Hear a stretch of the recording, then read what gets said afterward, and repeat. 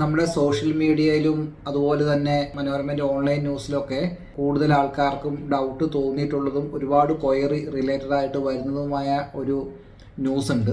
ഗൾഫിലെ സർട്ടിഫിക്കറ്റ് വെരിഫിക്കേഷന് വേണ്ടിയിട്ട് പുതിയ പ്രതിസന്ധി, മലയാളി നേഴ്സുമാർ പ്രതിസന്ധിയിൽ തുടങ്ങിയ ഒരു ഹെഡിങ് ആണ് അതിന് കൊടുത്തേക്കുന്നത്. അപ്പോൾ അതിൻ്റെ കൺക്ലൂഷൻ എന്ന് പറഞ്ഞാൽ ഇത്രയേ ഉള്ളൂ. അതായത് നേരത്തെ നമുക്ക് ഡാറ്റ ഫ്ലോയും കോൺട്രാബേ എന്ന് പറഞ്ഞിട്ട് രണ്ട് ഏജൻസികളായിരുന്നു ഈ സർട്ടിഫിക്കറ്റ് വെരിഫിക്കേഷൻ ചെയ്തുകൊണ്ടിരുന്നത്. അതിനുശേഷം ഈ കോൺട്രാബേ അങ്ങനെ ചെയ്യുന്നില്ല, പൂർണ്ണമായിട്ടും ഡാറ്റ ഫ്ലോ ആണ് ചെയ്തുകൊണ്ടിരിക്കുന്നത്.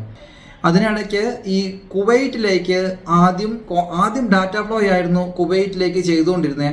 അതിനുശേഷം കോൺട്രാബേ വന്നു.